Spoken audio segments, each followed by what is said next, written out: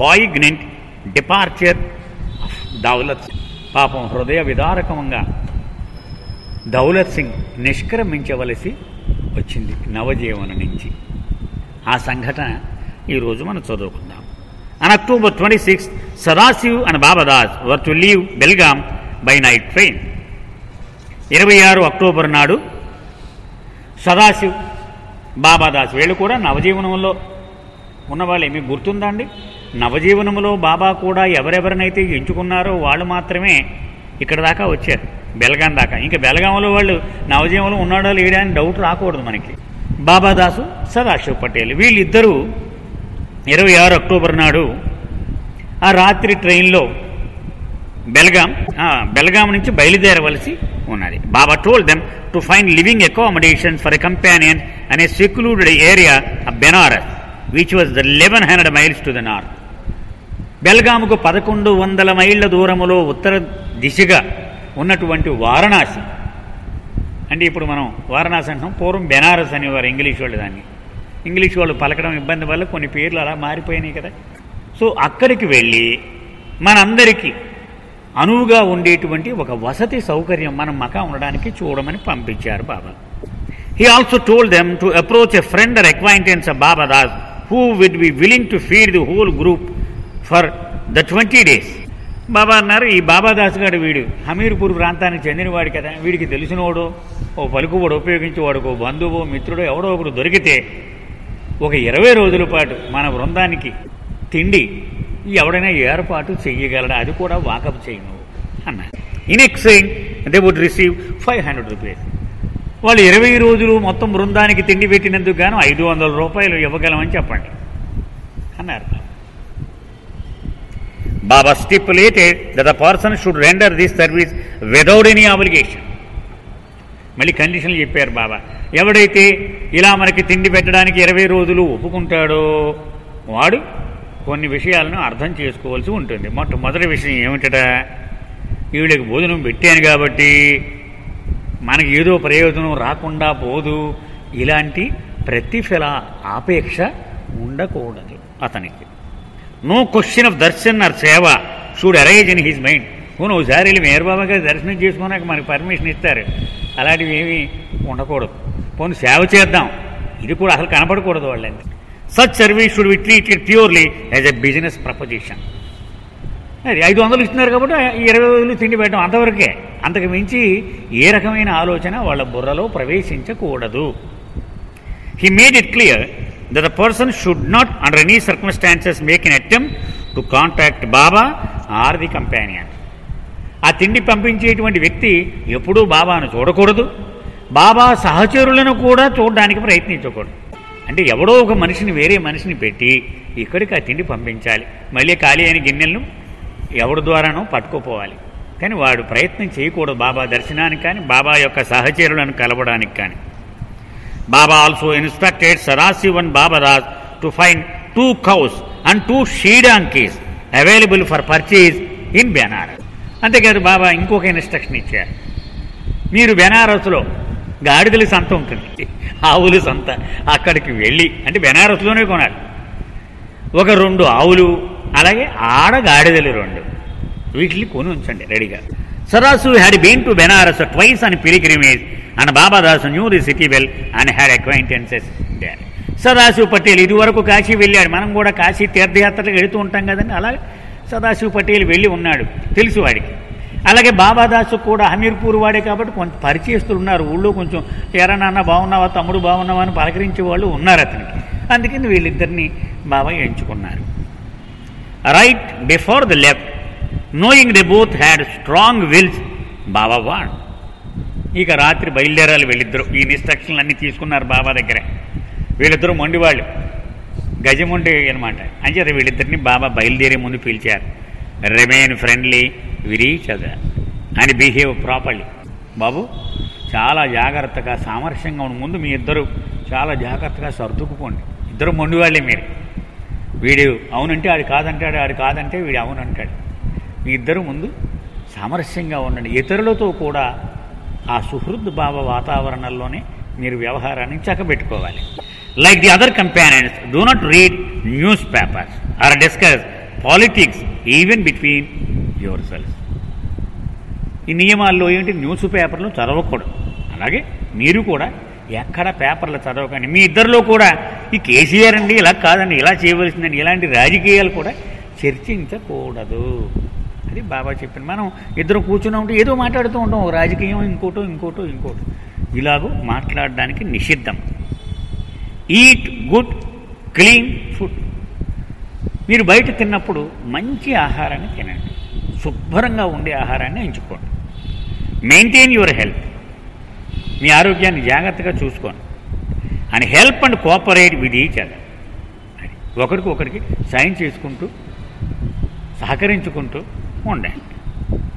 In event feelness look after and care for each other. వీడికి జ్వరం వచ్చిందనుకో, అంటే బాబాదాస్కి జ్వరం వచ్చిందనుకో, ఈ రెండో వాడు ఉన్నాడు సదాశివ పటేల్, వీడి కష్టం సుఖం వాడే చూసుకోవాలి. అలాగే వీడికి జ్వరం వస్తే వీడు చూసుకోవాలి. He also told them to remain in that ancient city which is sacred to both Hindus and Buddhists until Baba and the other companions arrived on November 25th, when they all were to begin 3 weeks of begging as part of the training period. బాబా అన్నారు, ఇప్పుడు October 26, మళ్ళీ November 25 నాడు మేమందరం అక్కడికి వస్తాం, అంటే కరెక్ట్గా నెల రోజు అక్కడే ఉండండి. ఇది భారతీయులకు అలాగే బౌద్ధులకు చాలా పుణ్యక్షేత్రం. ఇది అక్కడే ఉండండి మీరు జాగ్రత్తగా. మేమందరం అక్కడికి రాగానే మనందరం కలిసి అక్కడ 3 వారాల పాటు బిచ్చమెత్తుకొని ఆహారం సేకరించేటువంటి ఆ మలిదశ నవజీవనం మనం అక్కడ ప్రారంభించాల్సి ఉంటుంది. After Babadas and Sadashiv left, వాళ్ళిద్దరూ వెళ్ళిపోయారు, రాత్రి అయింది. Baba said to those remaining, మిగిలిన వాళ్ళు అందరిని పిలిచారు బాబా.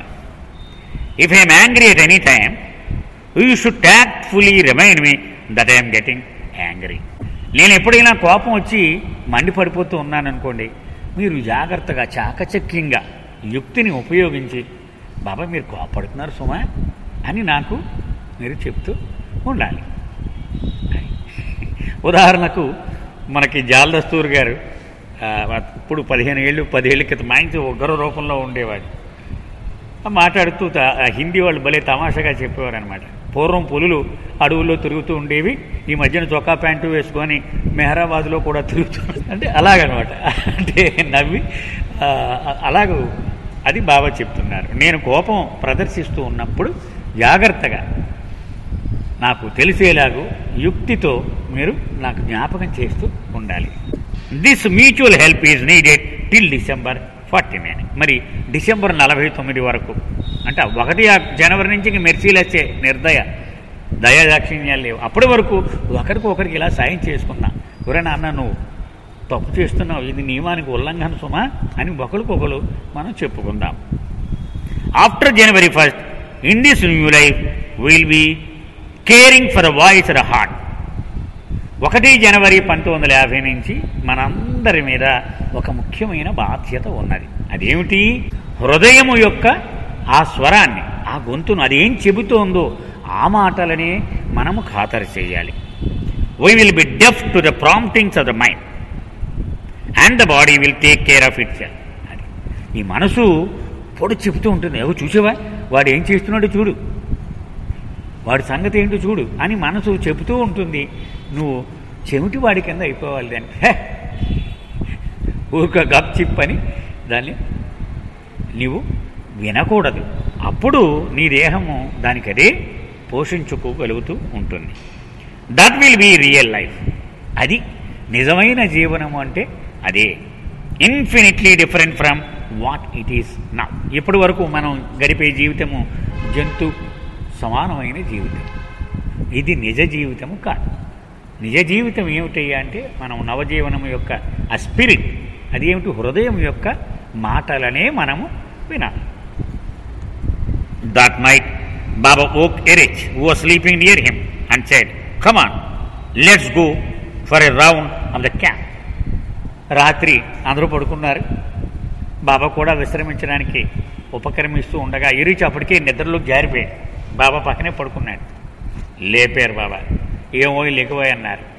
లేచాడు. ఏంటి బాబా అన్నాడు. ఓ రౌండ్ వేసి వద్దాంరా, అసలు ఏంటి జరుగుతోంది ఇక్కడ ఈ శిబిరంలో, అసలు ఎవడెవడు ఎలా ఉన్నారు ఏంటి కదా, ఒక్క రౌండ్ వేసి వద్దాం రా అన్నారు.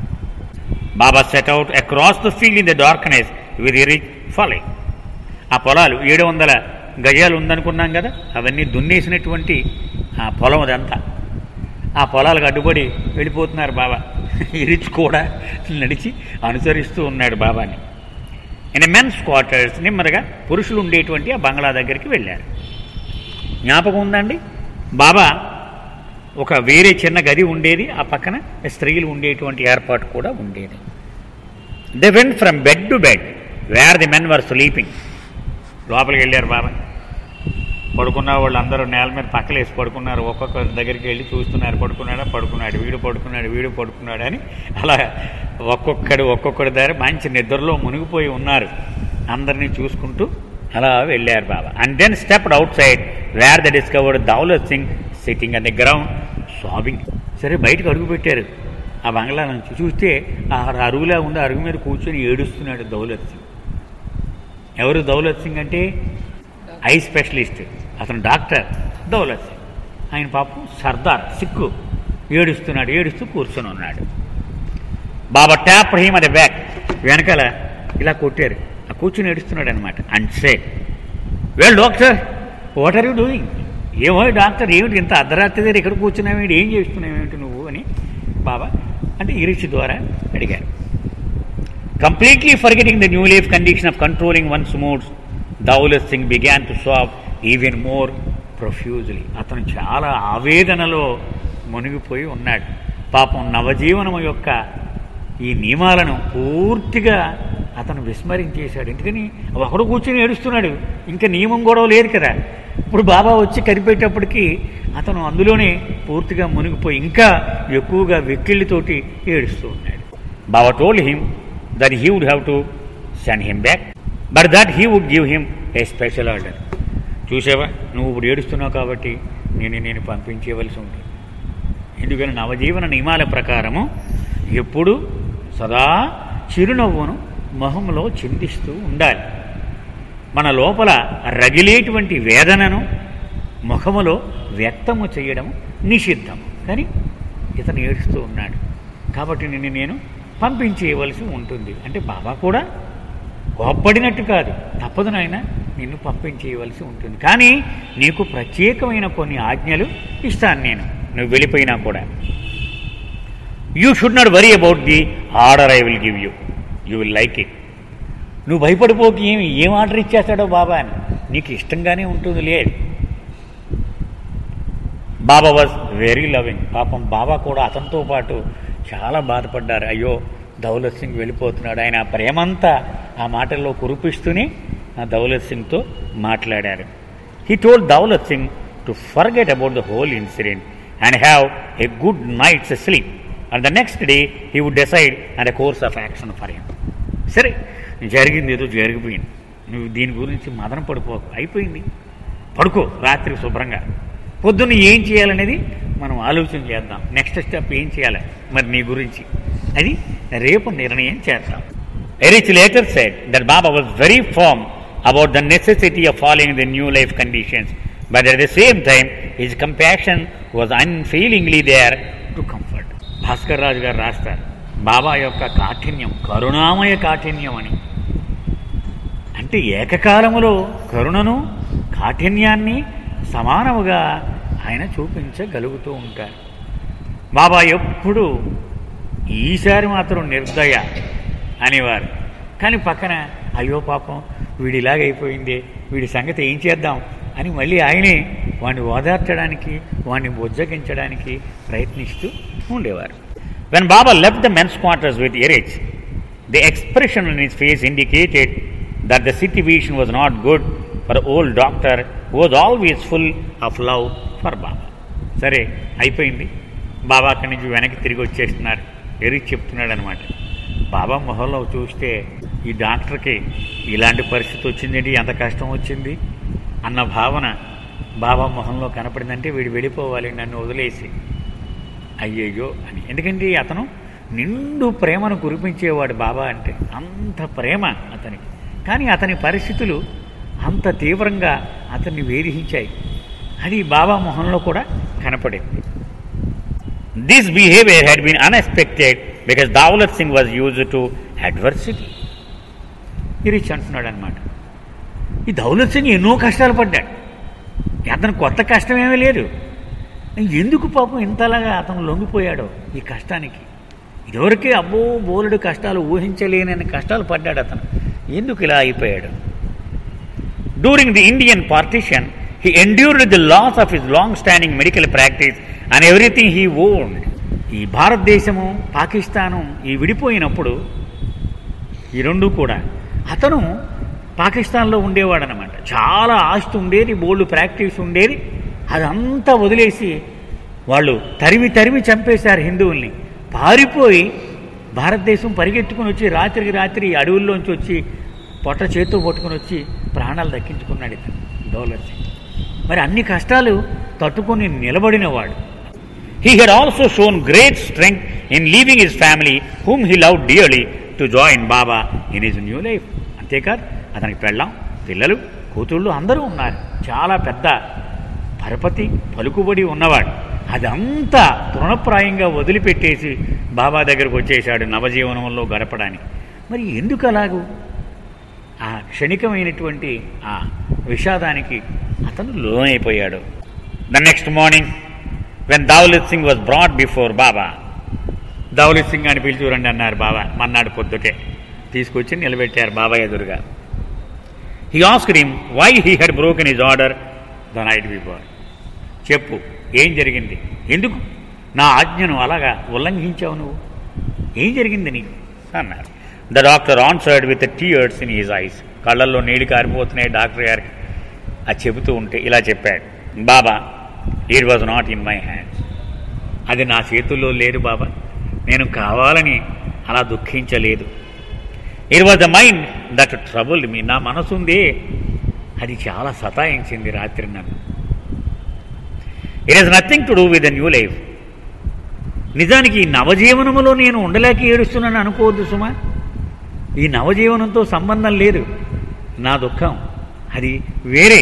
I'm very happy here. ఇక్కడ చాలా పరమానందంగా ఉంది నాకు. ఇక్కడ ఉండడానికి నేను దుఃఖించడం లేదు, అది వేరే కారణం ఉన్నది. So what is the trouble Baba? ఏమిటో నీకు వచ్చిన ఇబ్బంది అన్నారు Baba. What is the worry? ఏమిటి నిన్ను అంత ఆందోళనకి గురి చేసేసింది ఏమిటి? What made you weep and sob like that? ఏమిటి అంతలాగే ఏడ్చేసావు, అంతలాగే వెకిళ్ళు వచ్చేసేలాగా ఏడ్చావు, ఏమిటి అసలు ఆ కారణం చెప్పు అన్నారు. You had called all your disciples to Meherabad to say yes or no and I was one of them. Baba, మీరు కొన్ని నెలల క్రితం మెహరాబాద్కు రమ్మన్నారు మమ్మల్ని అందరినీ, అందులో నేను కూడా వచ్చాను. ఒరే, నువ్వు నవజీవనానికి వస్తున్నావా రావట్లేదా తేల్చుకుని చెప్పమన్నావు. ఆ సమావేశానికి నేను వచ్చాను కదా. But in between the time we said yes and the 16th October when we set out my daughter became engaged to marry. సరే, నేను ఎస్ చెప్పేశాను. ఇదిగో అక్టోబర్ 16, 1949కి బయలుదేరాలి. ఈ లోపల మీరన్నీ తెగతింపులు చేసుకోమన్నారు మీరు. దాని ప్రకారం నా ఏర్పాటులో నేను ముని ఉండి ఇక నేను బయలుదేరుతాను అనగా నా కూతురికి పెళ్లి కుదిరిపోయింది. పెళ్లి నిశ్చయం అయిపోయింది. ఈ మధ్యలో గ్యాప్లో she wanted me to stay back because the wedding was to take place on the 19th October. పాపం ఆవిడ ప్రాధేయపడింది నన్ను, నాన్న నువ్వు ఎలాగన్నా ఉండిపో, 19 అక్టోబర్ 3 రోజులే, నువ్వు 16 వెళ్ళిపోతానన్నావు, 19 అక్టోబర్ వరకు ఉండు. I was helpless. నేను నిస్సహాయుడిని అయిపోయాను. నీ ఆర్డర్కి నేను బద్ధుణ్ణి, మరి ప్రేమకు కూడా బద్ధుణ్ణి. I had given my word to follow you. నేను ఇప్పటికే నీకు మాట ఇచ్చేశాను, నేను వస్తాను నవజీవనంలో అని. So I left all the family behind and nothing worried me. So నేను నిశ్చయం చేసేసుకున్నా, నాకు అనవసరం ఇవన్నీ. ఒకసారి తెగతింపులు చేసుకున్న తర్వాత నేను చింతించడం కరెక్ట్ కాదు అనుకుని అన్నీ విడిచిపెట్టేశాను. But all of a sudden I remembered the last words my daughter spoke to me. కానీ రాత్రి ఏమైంది, అలా కూర్చుని ఉండగా ఆఖరిగా నేను వచ్చేసేటప్పుడు నా కూతురు అన్న మాటలు గుర్తొచ్చాయి నాకు. She told me that knowing her wedding was fixed for a certain date I could have stayed back for 3 days and then joined you. ఇదేమి తండ్రివి నీవు, నాకు పెళ్ళి అవుతుందని తెలుసు, నీకు ఒక 3 రోజులే అని తెలుసు. ఆ 3 రోజులు ఆగి తర్వాత వెళ్ళి బాబాని కలవలేవా నీవు? అంత దయాదాక్షిణ్యం లేనటువంటి తండ్రివా నీవు అందనమాట. She said I was not her father. ఇది తండ్రికి ఉండవలసిన లక్షణం కాదు, నువ్వు అసలు నా తండ్రివే కాదు. At the time I did not mind what she said. అప్పుడు మొండిగా నువ్వేమనుకుంటే అనుకో, నేను మాత్రం డిసైడ్ అయిపోయానని తెగించి వచ్చేసాను. But to night it suddenly came to mind. కానీ ఇవాళ ఆ ఒకరిని అలా కూర్చుని ఒక్కసారి నెమరు వేసుకుంటే అవన్నీ నన్ను చుట్టుముట్టి వేరించాయి ఆవిడన్న మాటలు. It pinched me and hurt my heart. చాలా నొప్పి కలిగించింది, నా గుండె తట్టుకోలేక విలవెల్లాడింది. My crying was just the reaction. నేను ఎందుకు ఏడ్చానంటే ఆవిడ మాటలు నా గుండెలలో కదిలించినటువంటి ఆ ఆవేదన, ఆవిడ మాటలకు స్పందనగా నేను ఏడ్చాను అన్నారు. బాబా కూడా మరొక సందర్భంలో చెప్పారు, కోపం రావడం మానవుడి లక్షణం. కోపం రాకపోతే వాడు మానవుడు కాదు, బండరాయి. నాకు బండరాళ్ళు అక్కర్లే, నా చుట్టూ మానవులే కావాలి. కాబట్టి కోపం వచ్చినా నేనేం పట్టించుకోను. కానీ ఆ కోపము క్షణములో ఇలాగ తగ్గిపోవాలి. ఎలాగైతే సర్రమని వచ్చిందో అలాగే అప్పుడు అది మానవుడి లక్షణం. అంతేకాని వీడి బొసలు కొడుతూనే ఉన్నాడనుకో, అది మానవ లక్షణము కాదు, జంతువు యొక్క ప్రభు. అయితే ప్రపంచంలో అనేక జాతుల్లో మనం చూసుకున్నట్లయితే బెంగాలీస్ ఆర్ ది వర్స్ట్. బాబా చెప్పు, ఒక్కసారి వాడు పగబట్టాడా వాడు బొస కొడుతూనే ఉంటాడు ఎప్పుడు. అది చాలా చెడు గుణము ఆధ్యాత్మికముగా. And Punjabis are the best. Punjab వాళ్ళు అద్భుతం ఈ గుణంలో. వాడు సర్రమని కోపం వచ్చే స్థితి వేస్తాడు, మరుక్షణంలో మాఫ్ కర్దో బాయి గలత్కి అమ్మాయి, వెంటనే క్షమించిన ఆయన నేను తప్పు చేశాను నేను ఏడ్ చేసి కౌగిలించుకుంటాడు వాడు. ఎందుకని వాడికి సర్దుకునేటువంటి గుణము అపారంగా ఉంది వాడికి. వెంటనే సమాధాన పడిపోతాడు, దాని మీద పగలు పట్టేసి బొసలు కొట్టడాలాగవాడు అని ఒక సందర్భంలో బాబా చెప్పారు. అలాగే పాపం ఇక్కడ ముందు భరించాడు, కానీ ఇప్పుడు ఆ దుఃఖం సులభంగా వచ్చేస్తుందన్నమాట, ఆవేదన. After hearing his poignant story Baba said. పాపం బాబా అంతా విన్నారు, బాబా కూడా బాధపడుతూ ఉన్నారు. ఎందుకంటే అంత గొప్ప సహచరుడి యొక్క ఆ సహవాసమును కోల్పోవడం ఆయనకి ఇష్టం ఉండదు కదా. బాబా ఇలా అన్నారు, లిసన్ కేర్ఫుల్లీ మై ఫ్రెండ్. నా నేస్తమా, జాగ్రత్తగా విను నా మాటలు. ఎవరితో చెప్తున్నారు? దౌలత్ సింగ్ తోటే బాబా చెప్తున్నారు. I have now decided for you to go back to your old life. నా నిర్ణయం ఏమిటంటే నీవు తిరిగి నీ పాత జీవితంలోనికి వెళ్ళిపోవాలి. Tell your people that you have return because your daughter wanted you. వెళ్ళగానే ఏం చెప్తావు మరి, నీ భార్య పిల్లలు వెళ్ళిపోతానని అన్ని సంచులు పట్టుకు వెళ్ళిపోయావు, మళ్ళీ వచ్చావేమిటి అని అనుకుంటారు కదా. వాళ్ళతో నీవేం చెప్తావంటే, మరి నా కూతురు తప్పనిసరిగా మా నాన్న ఇక్కడ ఉండాలి అని కోరుకుంది కదా, అంచేత వచ్చేసాను అని చెప్పు. But you must still continue this new life. కానీ నువ్వు వెళ్ళిపోయినా నీ నవజీవనం మాత్రం నువ్వు కొనసాగించాలి. Continue to be one of the companions. అంటే నాతో పాటు ఉన్న సహచరులు ఎలాగైతే జీవిస్తారో అలాగే నీవు నీ ఇంటి దగ్గర ఉన్నా కూడా జీవించవలసి ఉంటుంది. You will lead the new life away from మీ. ఇదిగో వీళ్ళందరూ నాతో కలిసి ఉంటూ నవజీవనం గడుపుతారు, నా నుండి దూరంగా ఉంటూ నీవు నవజీవనం గడుపుతావు. అది నేను నీ పట్ల తీసుకున్న నిర్ణయం. Baba went on to give Daulat Singh 3 special orders. అంతేకాదు, నీకు ప్రత్యేకించి 3 ప్రత్యేకమైన ఆదేశాలు ఇస్తూ ఉన్నాను, గుర్తుపెట్టుకో. Until you die commit no lustful action even with your wife. నీవు మళ్ళీ ఈ జన్మలో చనిపోయే వరకు దాంపత్య జీవితమునకు దూరంగా ఉండు, నీ భార్యతోనైనా సరే. నెవర్ లై, ఎప్పుడు అబద్ధము చెప్పకు, పీక తెగిపోయినా సరే. వాట్ ఎవర్ ది సర్కమ్స్టాన్సెస్, ఎటువంటి పరిస్థితులు వచ్చినా అనవసరం. అంటే నువ్వు అబద్ధం ఆడితే నీ కొడుకు రక్షింపబడతాడు అనుకో, అయినా నువ్వు అబద్ధం ఆడకూడదు. అంటే పరిస్థితులు ఏమైనా సరే అంటే మనం ఏదో చదివేసి అనుకుంటాం, కానీ ఇది భయంకరమైన పరిస్థితులే వస్తాయి. ఆయన అన్నాడంటే గ్యారంటీగా అంత భయంకరమైన పరిస్థితులే వస్తాయి. అయినా నీవు నిలబడాలి. మనం హరిశ్చంద్రుడు కదా మనం చదువుకున్నాం కదండి, ఇంకా అంతకంటే సులభంగా మనకు అర్థమయ్యేది ఇంకేది లేదు. and for 1 month every year wear the kafni that I will give you, and during this month live on food gotten by begging. ఏడాదికి 1 నెల ఇదిగో నేను ఇస్తున్నాను నీకు. మా నవజీవన సహచరులు ఎలాగైతే ఈ పొడవైన అంగీ వేసుకొని బిచ్చమెత్తుకుంటామో ఆ నెల రోజులు నువ్వు ఈ గౌను వేసుకొని ఇంట్లో తినకూడదు, ఇంట్లోనే మకా ఉన్నా కూడా బయటికి వెళ్ళి వీధిలో బిచ్చమెత్తుకొని ఆ ఆహారాన్ని తింటూ నీవు గడపవలసి ఉంటుంది. The time and place of begging you can decide for your self. మరి ఏ నెలలో ఈ నెల మనం పెట్టుకుని ఇష్టం, మరి జనవరి ఫిబ్రవరి మార్చి నేనేం చెప్పాను. అలాగే ఏ ఊళ్ళో అడుక్కోవాలి అది నీ ఇష్టం కదా. నీకు పరిచయం వస్తువులు ఉన్నటువంటి ప్లేస్ బెటరా, లేకపోతే అసలు భాష లేని కొత్త ప్లేస్కి వెళ్ళిపోతే బెటరా, అది నీ ఇష్టం. If these 3 orders are obeyed by you 100%, you will be sharing my new life 100%. ఈ 3 నియమాలను తూచా తప్పకుండా నీవు ఆచరిస్తే నీవు నవజీవనము గడుపుతూ ఉన్నట్టే లెక్క. In addition to these 3 orders, Baba gave Dawlat Singh 2 conditions to which he was bound for life. ఈ 3 ఆదేశాలే కాకుండా మరొక 2 నిబంధనలు కూడా జీవితాంతము నీవు ఆచరించాలి అని చెప్పారు. First, the responsibility of anything that happens to you will lie with you and you alone before God. మొదటిది, నీకు ఏమి జరిగినా నీవే బాధ్యుడవు, నాకు సంబంధం లేదు. ఎందుకంటే నవజీవనంలో ఉన్న వాళ్ళు అందరికీ ఆ నియమమే వర్తిస్తుంది కదా, ఇతనికి కూడా అంతే. Second, no material or spiritual benefit should be expected of me. భౌతికమైన కానీ ఆధ్యాత్మికమైన కానీ ఏ రకమైన ప్రయోజనాన్ని నా నుంచి ఆశించకూడదు. But as I'm sending you away of my own free will, your spiritual connection with me remains as before if I am what you take me to B.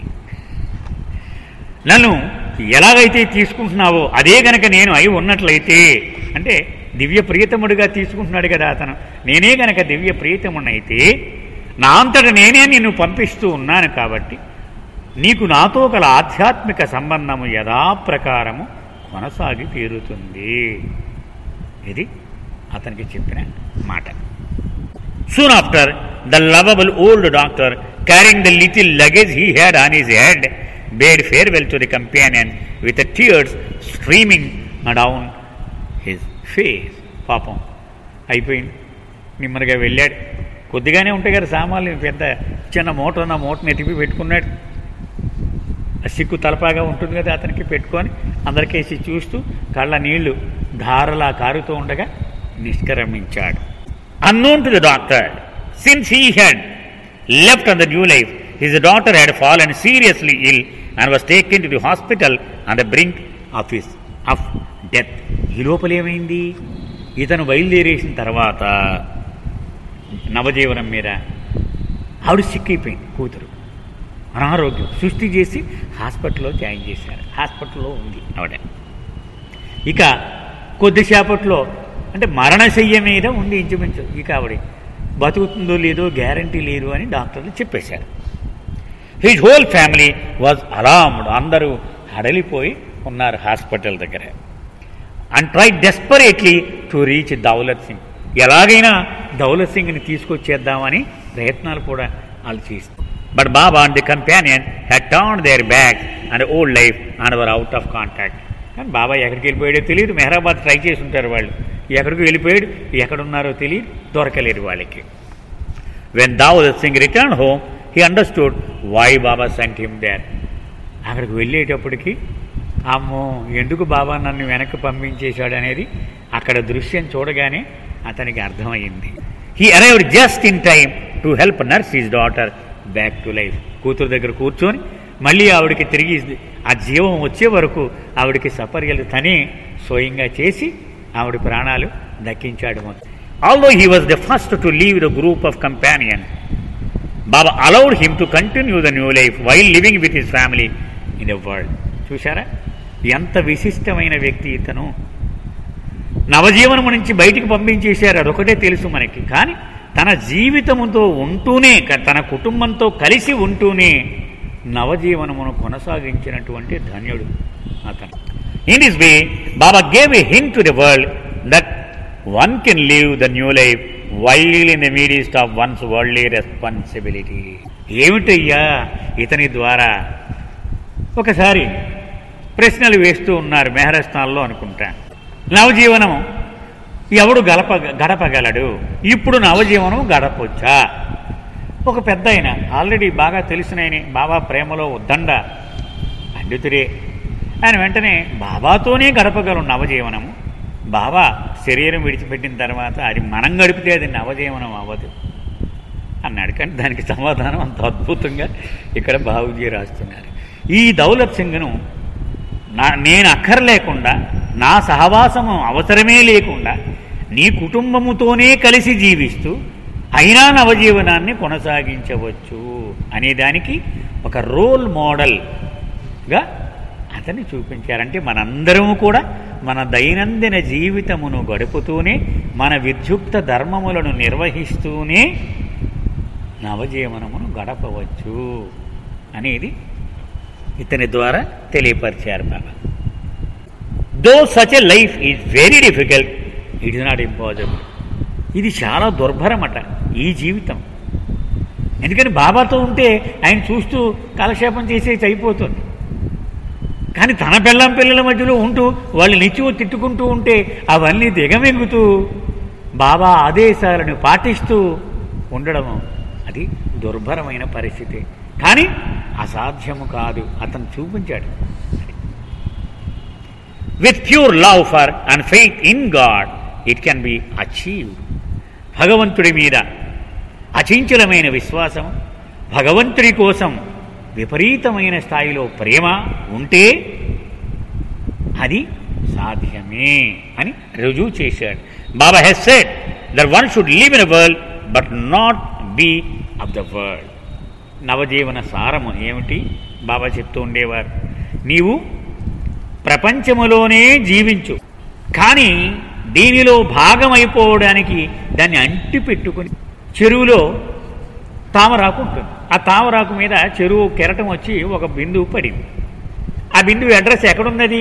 తామరాకులో ఉంది. కానీ తామరాకుకి ఏ పక్కన అంటుకోలేదు. దానికి తామరాకుని ఇలా వంపితే మొత్తం బిందువుగా మళ్ళీ చెరువులోకి జారిపోతుంది. అది ఎక్కడ ఇంత 0.01% కూడా వెనక్కి ఉండిపోద్ది దానికి బాకీ. అందుకని బాబా ఏమన్నారు? ప్రపంచములోనే జీవించు, కానీ ప్రపంచానికి చెందినవాడిగా దానికి అతుక్కొని ఉండిపోకు.